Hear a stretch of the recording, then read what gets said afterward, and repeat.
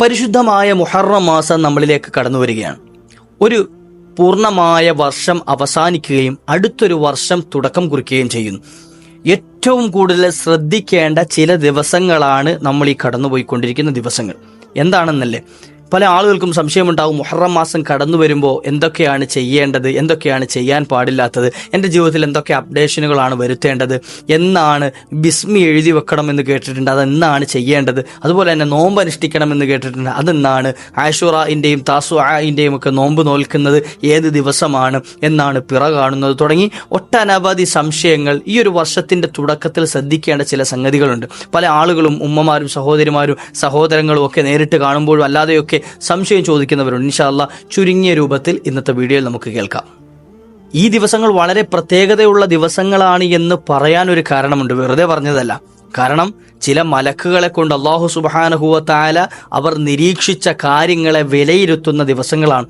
ആ ദിവസങ്ങൾ നമ്മുടെ ജീവിതത്തിൽ നമ്മൾ ശ്രദ്ധിച്ചു കഴിഞ്ഞാൽ അള്ളാഹുവിൻ്റെ അടുക്കൽ നമുക്ക് നല്ല മാർക്ക് ലഭിക്കാൻ കാരണമായി തീരും. എന്താണ് ചെയ്യേണ്ടത് എന്നും എന്താണ് അതിനുള്ള കാരണം എന്നും ഇൻഷാ അല്ലാഹ് നമുക്കൊന്ന് കേട്ടു നോക്കാം. അള്ളാഹു പൂർണ്ണമായി കേൾക്കാൻ നമുക്ക് തൗഫീഖ് നൽകുമാറാകട്ടെ. വീഡിയോ മുഴുവനും കേൾക്കുക, മറ്റുള്ളവരിലേക്ക് എത്തിച്ചു കൊടുക്കുക.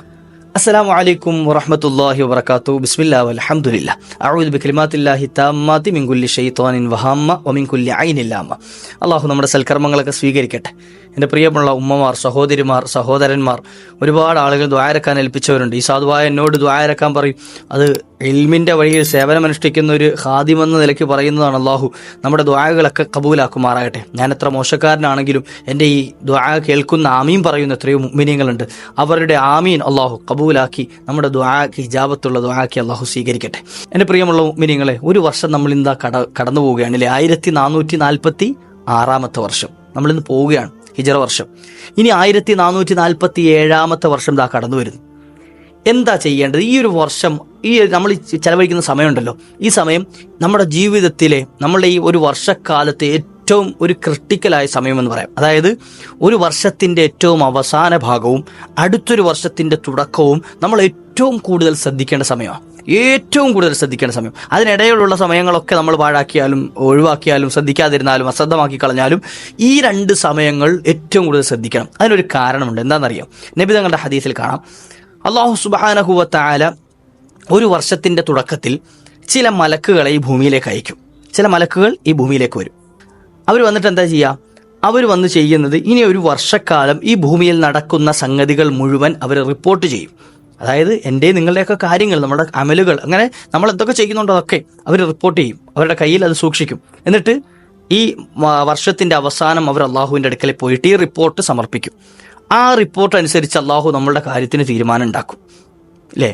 അപ്പോൾ ഈ ഒരു കഴിഞ്ഞ വർഷം 1446 ഹിജറ വർഷത്തിൻ്റെ തുടക്കത്തിൽ ഈ ഭൂമിയിലേക്ക് ഇറങ്ങി വന്ന മലക്കുകൾ ഈ ഒരു വർഷത്തെ അവസാനം 1446 അവസാനം ദുൽഹിജ്ജ മാസം ഈ അവസാന സമയത്ത് തിരിച്ചു പോകാനായിട്ടുണ്ട്. അപ്പോൾ അവരുടെ കയ്യിൽ അവർ രേഖപ്പെടുത്തിയ സകല റിപ്പോർട്ടുകളുമുണ്ട്. അവസാന സമയത്ത് ഇനി അങ്ങനെ ചിലതുണ്ടല്ലോ, അവസാനം നന്നാകുക എന്നുള്ളത്. ആ അവസാന ഭാഗത്ത് എൻ്റെ പേരിൻ്റെ നേരെ അവർ നല്ല മാർക്കാണ് എഴുതുന്നത് എങ്കിൽ നാളെ റബ്ബിൻ്റെ അടുക്കൽ രക്ഷപ്പെടാൻ അത് മതി. അപ്പോൾ നമ്മൾ ഈ അവസാന സമയത്ത് നമ്മുടെ അമലുകൾ നന്നാക്കുകയും ഖൽബ് നന്നാക്കുകയും പ്രവർത്തനങ്ങളൊക്കെ നന്നാക്കുകയും ചെയ്താൽ അവരത് റിപ്പോർട്ട് ചെയ്യും. അള്ളാഹുവിൻ്റെ മുമ്പിലേക്ക് കൊണ്ടു ചെല്ലുന്നത് ഈ റിപ്പോർട്ടുമായിട്ടായിരിക്കും. അള്ളാഹു കബൂലാക്കും. ഇനി രണ്ടാമത്തെ കാര്യം, അടുത്തൊരു വർഷത്തിൻ്റെ തുടക്കം, മുഹറം മാസത്തിൻ്റെ തുടക്കത്തിൽ ചില മലക്കുകൾ ഇറങ്ങി വരും. അവരുടെ കയ്യിൽ ഖാലിയായ വെള്ള പേപ്പറുകളാണ് ഉണ്ടാകുക. വെള്ള പേപ്പർ എന്ന് പറയാൻ കാരണം അതിലൊന്നും എഴുതിയിട്ടില്ല, എഴുതാൻ പോകുന്നതേ ഉള്ളൂ. അവരിറങ്ങി വരുന്ന ആ വെള്ള പേപ്പറുമായി കടന്നു വന്നിട്ട് പുതിയൊരു വിഭാഗത്തെ കാണുകയാണല്ലോ മലക്കുകൾ, അവരുടെ പുതിയ ഡ്യൂട്ടി തുടങ്ങുകയാണ്. ആ സമയത്ത് നമ്മളുടെ പേരിന് നേരെ നമ്മളുടെ അമാലുകൾ, നല്ല അമലുകളാണ് എഴുതാൻ പറ്റുന്നത് എങ്കിൽ നമ്മളുടെ വിഷയത്തിൽ അവർ തൃപ്തരാകുകയും നമുക്ക് അല്ലാഹുവിൻ്റെ അനുവാദപ്രകാരം പ്രത്യേക കാവൽ നൽകുകയും ചെയ്യും. രണ്ട് ഗുണങ്ങളാണ്. അപ്പോൾ ആ ഒരു വർഷം തെറ്റ് ചെയ്യുന്നതിന് തൊട്ട്, അപകടങ്ങൾ സംഭവിക്കുന്നതിന് തൊട്ട്, പോരായ്മകൾ ഉണ്ടാകുന്നതിന് തൊട്ടൊക്കെ ഒരു പ്രൊട്ടക്ഷൻ തീർക്കാൻ ഈ വരുന്ന ദിവസങ്ങൾ പ്രത്യേകമായി ശ്രദ്ധിക്കണം. ഇന്നു മുതൽ ഇൻഷാ അല്ലാഹ് എൻ്റെ ഈ ശബ്ദം ശ്രവിക്കുന്ന ദിവസം മുതൽ ചുരുങ്ങിയ കാര്യങ്ങൾ, കുറഞ്ഞ കാര്യങ്ങൾ ഒന്ന് നമ്മൾ ഗൗരവത്തിൽ എടുത്തു കഴിഞ്ഞാൽ ഇൻഷാ അല്ലാഹ് വരുന്നൊരു വർഷം റാഹത്തായി ലഭിക്കും. വരുന്നൊരു വർഷക്കാലം നമുക്ക് സന്തോഷവും സമാധാനവും സ്വസ്ഥതയും ലഭിക്കും. എന്തൊക്കെയാണെന്നല്ലേ നമുക്കൊക്കെ അറിയാം. പരിശുദ്ധമായ ഹജ്ജ് കഴിഞ്ഞ് മഹാന്മാരായ ഹാജിമാർ അവർ നാട്ടുകളിലേക്ക് മടങ്ങിക്കൊണ്ടിരിക്കുകയാണ്, അല്ലേ? പല നാടുകളിലേക്കും വന്നുകൊണ്ടിരിക്കുകയാണ്. നമ്മുടെ നാടുകളിലേക്കൊക്കെ കുറേ ഹാജിമാർ എത്തിച്ചേർന്നിട്ടുണ്ട്. അല്ലാഹു അവരുടെ ഹജ്ജൊക്കെ കബൂലാക്കട്ടെ. നമുക്കും അള്ളാഹു പോകാൻ അവസരം നൽകുമാറാട്ടെ. എത്രയും പെട്ടെന്ന് ആ പുണ്യ ഭൂമിയിലൊന്ന് എത്താൻ അള്ളാഹു അവസരം നൽകട്ടെ. എത്രയോ ആളുകൾ ദ്വാരക്കാൻ ഏൽപ്പിച്ചിട്ടുണ്ടെന്നറിയോ. അള്ളാഹു നമുക്കും അവർക്കും തൗഫീഖ് നൽകി അനുഗ്രഹിക്കട്ടെ. അവർ ആ നാട്ടിൽ നിന്ന് മടങ്ങി വന്നത് എങ്ങനെയാണെന്നറിയോ? കയൗമിൻ വലദത്തുഹു ഉമ്മുഹു എന്ന മുത്തനബി തങ്ങൾ പറഞ്ഞത്. മബ്റൂറായ ഹജ്ജ് ചെയ്ത് മടങ്ങി വരുന്ന ആളുകൾ, ഹാജിമാർ, ഒരു ഉമ്മ പ്രസവിച്ച ദിവസം കുട്ടി എത്ര ശുദ്ധനായിരിക്കുമോ അത്രത്തോളം പരിശുദ്ധിയോട് കൂടിയിട്ടാണ് കടന്നു വരുന്നത്. അപ്പോൾ അത്രയും പരിശുദ്ധിയോടുകൂടി കടന്നു വരുന്ന ആ ഹാജിമാരെ സ്വീകരിക്കേണ്ട നാട്ടിലുള്ള നമ്മളാണ്. നമ്മൾ പാപികളാണ്, ദോഷികളാണ്. അപ്പോൾ നമ്മുടെ പാപങ്ങളൊക്കെ ഒന്ന് പൊറുപ്പിക്കാൻ തയ്യാറാകണം. അവരെ സ്വീകരിക്കാൻ വേണ്ടിയിട്ട് നമ്മളും എന്ത് ചെയ്യുക? നമ്മുടെ ശരീരത്തെയും മനസ്സിനെയൊക്കെ ഒന്ന് നന്നാക്കി എടുക്കുക. അള്ളാഹു നന്നാക്കി തരട്ടെ. അപ്പോൾ അതിന് ഖാലിസായ ഒരു തൗബ, ഖാലിസായ ഒരു ദുആ, റബ്ബിൻ്റെ മുമ്പിൽ ഒന്ന് കരഞ്ഞിട്ട് നമുക്കൊന്ന് ദുആ ഇറക്കാൻ കഴിയണം. എപ്പോഴെങ്കിലും ഒഴിവ് കിട്ടുന്ന ഒരു സമയത്ത് റബ്ബിന് മുമ്പിൽ, അള്ളാഹുവെ, എൻ്റെ ജീവിതത്തിൽ സംഭവിച്ചു പോയ മുഴുവൻ തെറ്റുകളും നീ മാപ്പ് നൽകണേ അള്ളാഹ്. ഈ ഒരു വർഷം കടന്നു പോവുകയല്ലേ, ഈ ഒരു വർഷം കഴിയുകയല്ലേ, എൻ്റെ ജീവിതത്തിൽ നിന്ന് ഒരു വർഷം കടന്നുപോയി. നമ്മളൊക്കെ ബർത്ത്ഡേ ആഘോഷിക്കാറുണ്ട് അല്ലേ? പുതുവർഷം വരുമ്പോൾ ന്യൂ ഇയർ ആഘോഷിക്കാറുണ്ട്. എന്താ നമ്മുടെ മനസ്സിലുള്ള ചിന്ത? പുതിയൊരു വർഷം കടന്നു വന്നു, അടുത്തൊരു വർഷം കൂടെ നമുക്ക് കിട്ടിയെന്നാണോ? അല്ല, ഒരു വർഷം കൂടെ നമ്മളിൽ നിന്ന് പോയി, ഒരു വർഷം എന്നിൽ നിന്ന് കുറഞ്ഞു. ഞാൻ 60 വയസ്സ് വരെ ജീവിക്കേണ്ട ആളാണ് എങ്കിൽ എൻ്റെ ജീവിതത്തിൽ നിന്ന് ഒരു വർഷം കൂടെ കുറഞ്ഞു, ഇനി കുറച്ചേ ഉള്ളൂ. ഇനി 40 വയസ്സ് വരെയാണ് ജീവിക്കേണ്ടെങ്കിൽ നാളെ ഒരു വർഷം കഴിഞ്ഞു, ഇനി അതിൻ്റെ പകുതിയേ ഉള്ളൂ, കുറച്ചേ ഉള്ളൂ. അപ്പോൾ ഇങ്ങനെ ചിന്തിക്കണം. അപ്പോൾ നമ്മൾ റബ്ബിനോട് എന്ത് ചെയ്യുക? ദുആ ഇറക്കുക. അല്ലാഹുവേ, എൻ്റെ ജീവിതത്തിൽ വന്നുപോയ ഈ ഒരു വർഷവും കഴിഞ്ഞ വർഷങ്ങളിലൊക്കെ എൻ്റെ ജീവിതത്തിൽ വന്നുപോയ സകല തെറ്റുകളെയും നീ മാപ്പ് ചെയ്യണേ അല്ലാഹ്. ഒന്ന് ആമീൻ പറഞ്ഞ എല്ലാവരും. അല്ലാഹുവേ, ഞങ്ങൾക്ക് നീ മാപ്പ് നൽകണേ റഹ്മാനെ. ജീവിതത്തിൽ വന്നുപോയ സകല തെറ്റുകുറ്റങ്ങളെയും നീ പുറത്തു തരണേ അല്ലാഹ്. ഇൻഷാ അല്ലാഹ് നമുക്ക് വരുന്ന ദിവസങ്ങളിലൊക്കെ നമ്മുടെ മജ്‌ലിസുകളിൽ നമുക്ക് ഇൻഷാ അല്ലാഹ് അല്ലാഹുവിൻ്റെ മുമ്പിൽ കരഞ്ഞു ദുആ ഇറക്കാം. അല്ലാഹു തൗഫീഖ് നൽകട്ടെ. ഇനി അടുത്തത്, അപ്പോൾ ഒന്നാമതായി ശ്രദ്ധിക്കേണ്ടത് ഖാലിസായ ഒരു തൗബ, റബ്ബിനോടൊരു ഇസ്തിഗ്ഫാർ ചൊല്ലുക. രണ്ടാമതായി ചെയ്യേണ്ട ഒരു സംഗതി, ഈ പരിശുദ്ധമായ ദിവസത്തെ നമ്മൾ ഇനി വരുന്ന മാസത്തെ സ്വീകരിക്കാൻ പോവുകയാണല്ലോ, ഒരു വർഷത്തെ സ്വീകരിക്കാൻ പോവുകയാണല്ലോ, നല്ല ചിന്തയോടുകൂടി സ്വീകരിക്കാൻ ശ്രമിക്കുക. അതായത് വരുന്ന ഒരു വർഷം, റബ്ബെ, എൻ്റെ ജീവിതത്തിൽ നിന്നും ഇനി തെറ്റുകുറ്റങ്ങൾ ഉണ്ടാകാതെ എൻ്റെ നാവിനെ ഞാൻ സൂക്ഷിച്ച്, എൻ്റെ കണ്ണിനെ സൂക്ഷിച്ച്, കൈകാലുകളെ സൂക്ഷിച്ച്, എൻ്റെ ഭാഗത്തു നിന്ന് മറ്റൊരാൾക്ക് ഉപദ്രവം ഉണ്ടാവാതെ മാക്സിമം ഞാൻ എന്ത് ചെയ്യും? സൂക്ഷിക്കുമെന്ന നല്ലൊരു നീയത്തോടു കൂടിയിട്ടാവണം സ്വീകരിക്കേണ്ടത്. അല്ലാതെ ഒരു മനസ്സിലൊരു പോര്, വൈരാഗ്യം, വിദ്വേഷമൊക്കെ വെച്ചുകൊണ്ടാണ് നമ്മൾ ഈ വരുന്ന വർഷത്തെ സ്വീകരിക്കുന്നത് എങ്കിൽ ആ വർഷത്തിൽ ഇറങ്ങി വരുന്ന മലക്കുകൾ ആദ്യം തന്നെ അത് റിപ്പോർട്ട് ചെയ്യും. പിന്നെ അങ്ങോട്ടുള്ള അത് തുടക്കം മോശമായി കഴിഞ്ഞാൽ ഒടുക്കവും മോശമാവും, തുടക്കം നന്നായാൽ ഒടുക്കവും നന്നാവും. അതുകൊണ്ട് എന്ത് ചെയ്യുക? ആ തുടക്കം നന്നാക്കി എടുക്കുക. രണ്ടാമത്തെ കാര്യം അത് ശ്രദ്ധിക്കുക. മൂന്നാമതായി നമ്മൾ ശ്രദ്ധിക്കേണ്ട ഒരു വിഷയം, ഈ ഒരു വർഷം നമ്മളിന്ന് കഴിഞ്ഞു പോകുന്ന ഒരു വർഷം ഉണ്ടല്ലോ, ഈ ഒരു വർഷം 1446, ഈ ഒരു വർഷം നമ്മൾ എത്രയോ ആളുകളോട് മോശമായി പെരുമാറുകയും മോശ വാക്കുകൾ പറയുകയും അതുപോലെ തന്നെ പരുഷമായി പെരുമാറുകയൊക്കെ ചെയ്തിട്ടുണ്ടാവും. അപ്പോൾ അവരോടൊക്കെ ഒന്ന് പൊരുത്തം ചോദിക്കാനൊരു സമയം കണ്ടെത്തുക. അതിലൊന്നും ഒരു കുറവും വിചാരിക്കേണ്ട. ഞാനിപ്പോൾ പൊരുത്തം ചോദിച്ചുകൊണ്ട് എൻ്റെ സ്ഥാനം കുറയുമെന്നോ എൻ്റെ സ്ഥാനമാനങ്ങൾ ഇടിഞ്ഞു പോകുമെന്നോ ഒന്നും കരുതണ്ട. എന്ത് ചെയ്യുക? ആരോടാണെന്ന് വെച്ചാൽ ഒരു സലാം പറഞ്ഞിട്ട് എന്തെങ്കിലും ഉണ്ടായിട്ടുണ്ടെങ്കിൽ പൊരുത്തപ്പെടണം എന്ന് ഒരു നല്ല വാക്ക് പറഞ്ഞു കഴിഞ്ഞാൽ ആൾക്ക് എപ്പോഴാണ് മരണപ്പെടുക എന്ന്, എപ്പോഴാണ് ഈ ലോകം വിട്ടു പോകേണ്ടതെന്ന് നമുക്കറിയില്ലല്ലോ. അപ്പോൾ അതുകൊണ്ട് തന്നെ എന്ത് ചെയ്യുക? ആ ഒരു റാഹത്തായിട്ടൊരു പൊരുത്തം ചോദിച്ചു കഴിഞ്ഞാൽ ഈ ഒരു വർഷം യാത്ര പറയുമ്പോൾ ആരോടും വൈരാഗ്യം, വിദ്വേഷമൊന്നും ഇല്ലാതെ റാഹത്തായി നമുക്ക് എന്ത് ചെയ്യാൻ പറ്റും? അടുത്തൊരു വർഷത്തിലേക്ക് കടക്കാൻ പറ്റും. അല്ലെങ്കിലോ വരുന്നൊരു വർഷം വരുന്ന മലക്കുകൾ ആദ്യം എഴുതി വെക്കുന്ന എന്താ? ഇവൻ ഇന്ന ആളുമായിട്ട് വഴക്കിലാണ്, പോരിലാണ്, വൈരാഗ്യത്തിലാണ്, അക്രമത്തിലാണ്. നമുക്ക് എന്ത് ചെയ്യും? അതായിരിക്കും ആദ്യം റിപ്പോർട്ട് എഴുതി വെക്കുക. അപ്പോൾ അതുകൊണ്ട് തന്നെ നമ്മുടെ ഒടുക്കവും മോശമാകാൻ അത് കാരണമായി തീരും. മൂന്നാമതായി ശ്രദ്ധിക്കേണ്ട കാര്യം അതാണ്. നാലാമതായി ചെയ്യേണ്ട സംഗതി, നമ്മൾ പല ആളുകളും ചോദിക്കുന്ന ഒരു ചോദ്യമാണ്, മുഹറം 1 ഞാൻ എന്തൊക്കെ ദിക്റുകളാണ് ചൊല്ലേണ്ടത്, എന്തൊക്കെയാണ് മുഹറം പിറ കണ്ടു എന്നറിഞ്ഞാൽ ചെയ്യേണ്ടത്? ഇൻഷാ അല്ലാഹ് അത് പിറ കാണുന്നതിൻ്റെ 1-2 ദിവസം മുമ്പ്, ഇൻഷാ അല്ലാഹ് ഇന്നിപ്പോൾ കുറഞ്ഞ ദിവസമായി, ഇനി ബാക്കിയുണ്ട്, ഒരു 4-5 ദിവസം ഇനി ബാക്കിയുണ്ട്. ഇൻഷാ അല്ലാഹ് എന്തായാലും ആ പിറ കാണുന്നതിൻ്റെ മുമ്പത്തെ ദിവസം നമുക്ക് ചൊല്ലിത്തരാം. എന്നാൽ നമുക്ക് പെട്ടെന്ന് ചൊല്ലാനും അല്ലെങ്കിൽ ഓർത്തു വെക്കാനും ഒക്കെ സൗകര്യമാകുമല്ലോ ഇൻഷാ അല്ലാഹ്. അപ്പോൾ നമ്മുടെ ചാനൽ നോക്കിയാൽ നിങ്ങൾക്ക് കാണാൻ കഴിയും എന്താണ് ചെയ്യേണ്ടത്. അപ്പോൾ ആ ദിക്റുകളൊക്കെ ചൊല്ലിയിട്ട് എന്ത് ചെയ്യുക? ആ ഓതേണ്ട സൂറത്തുകൾ ഓതിയിട്ട് നമ്മൾ ആ ദിവസത്തെ സ്വീകരിക്കുക. ഏതൊക്കെ ആയത്തുകളാണ് ഓതേണ്ടത്, ഏതൊക്കെ ദിക്റുകളാണ് ചൊല്ലേണ്ടത്, മഹാന്മാർ പഠിപ്പിച്ചെന്നത് ഹദീസുകളിൽ വന്ന ദിക്റുകളൊക്കെ ചൊല്ലി ഇൻഷാ അല്ലാഹ് ആ ഒരു പുതിയ വർഷത്തെ നമുക്ക് സ്വീകരിക്കാൻ കഴിയണം. നാലാമതായി ശ്രദ്ധിക്കേണ്ട കാര്യം അതാണ്. അഞ്ചാമതായി പലരും ചോദിക്കേണ്ടത്, ഉസ്താദേ, ബിസ്മി എഴുതി വെക്കേണ്ടത് എപ്പോഴാണ്?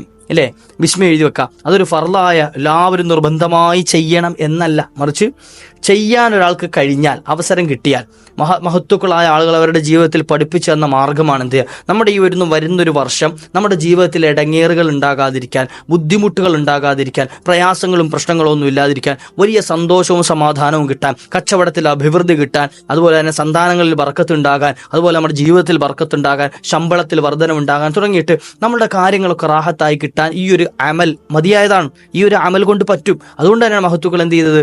അത്തരത്തിൽ 113 തവണ ബിസ്മി എഴുതി ഒരു സൂക്ഷിക്കുന്ന ഒരു പതിവ് ഇല്ലേ, ആ ഒരു വർഷം മുഴുവൻ റാഹത്തായി കിട്ടാൻ അതെങ്ങനെയാണ് എഴുതേണ്ടത് ഉസ്താദെ, എങ്ങനെയാണ് ചെയ്യേണ്ടത് എന്ന് ചോദിച്ചവരും ഇൻഷാ അല്ലാഹ് വരുന്ന ദിവസങ്ങളിൽ അതിൻ്റെയും ഒരു വിശദമായ ഒരു വീഡിയോ ഇൻഷാ അല്ലാഹ് ചെയ്തു തരാം.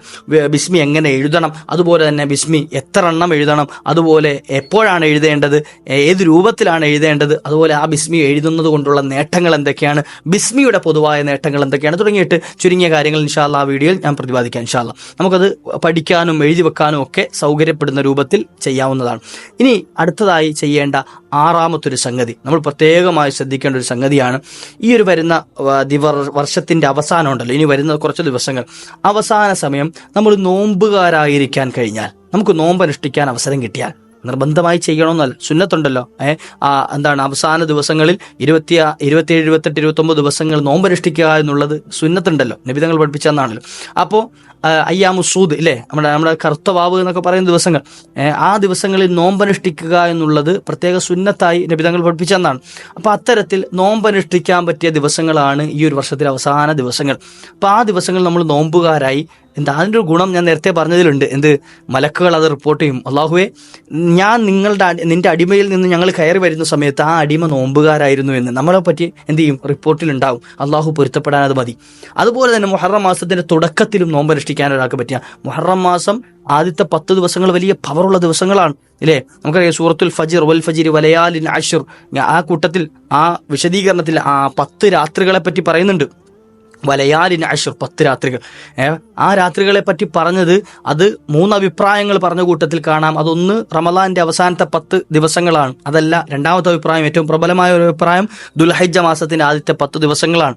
അതല്ലാത്ത ഒരു അഭിപ്രായമാണ്, മൂന്നാമത്തെ അഭിപ്രായമാണ്, അത് മുഹറം മാസത്തിന്റെ ആദ്യത്തെ 10 ദിവസങ്ങളാണ് എന്ന്. എന്നിരുന്നാലും അത്ര പവറുള്ള ദിവസങ്ങളാണ്. അപ്പോൾ അതിന്റെ ആദ്യത്തെ ദിവസങ്ങളിൽ നോമ്പുകാരായിരിക്കുക എന്നുള്ളത് വലിയ ശ്രേഷ്ഠതയുണ്ട്. അപ്പോൾ ആദ്യമായി മലക്കുകൾ, നമ്മുടെ അടുത്തൊരു വർഷത്തെ തുടക്കത്തിൽ ഇറങ്ങി വരുന്ന മലക്കുകൾ, അവർ നമ്മളുടെ പേരിന് നേരെ എഴുതുന്ന എന്താ, ഹുവ സ്വായിമുൻ, അദ്ദേഹം നോമ്പുകാരനാണ് എന്ന്. നമ്മുടെ പേര് ഹുവ സ്വായിമുൻ, അദ്ദേഹം നോമ്പുകാരനാണ് ഇന്നത്തെ ദിവസം എന്ന് നമ്മളുടെ പേരിന് നേരെ എഴുതി വെക്കും. അള്ളാഹുവിന് വലിയ ഇഷ്ടമാണ്. അതുകൊണ്ട് തന്നെയാണ് അസ്സൗമുലി വാന ജിസീബ് എന്ന് അള്ളാഹു പറഞ്ഞത്. നോമ്പ് എനിക്ക് വേണ്ടിയിട്ടാണ് ഒരു അടിമ നോക്കുന്നത്, അതുകൊണ്ട് തന്നെ അതിൻ്റെ പ്രതിഫലം ഞാൻ തന്നെയാണ് എന്നുണ്ട്.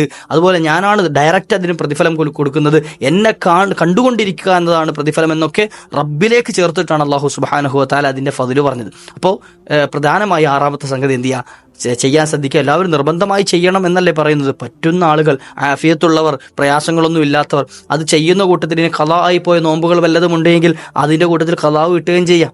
അപ്പം 2 ഗുണമുണ്ടല്ലോ. ആർക്കെങ്കിലും ഉമ്മമാർക്ക്, സഹോദരിമാർക്കൊക്കെ പ്രസവ സമയത്തോ അല്ലെങ്കിൽ പാലൂട്ടുന്ന സമയത്തൊക്കെ ഗർഭസമയത്തൊക്കെ നോമ്പ് നഷ്ടപ്പെട്ടു പോയിട്ടുണ്ടെങ്കിൽ അത് അതിൻ്റെ കൂടെ ഖളാവ് വീട്ടാനൊക്കെ പറ്റും ഇൻഷാ അല്ലാഹ്. സുന്നത്തായ നോമ്പിൻ്റെ കൂടെ ഖളാവ് വീട്ടലിനെ കരുതിയാൽ ആ 2 നോമ്പിൻ്റെ കൂലിയും ലഭിക്കും. അപ്പോൾ അതുപോലെ എന്ത് ചെയ്യുക, ചെയ്യാൻ ശ്രമിക്കുക.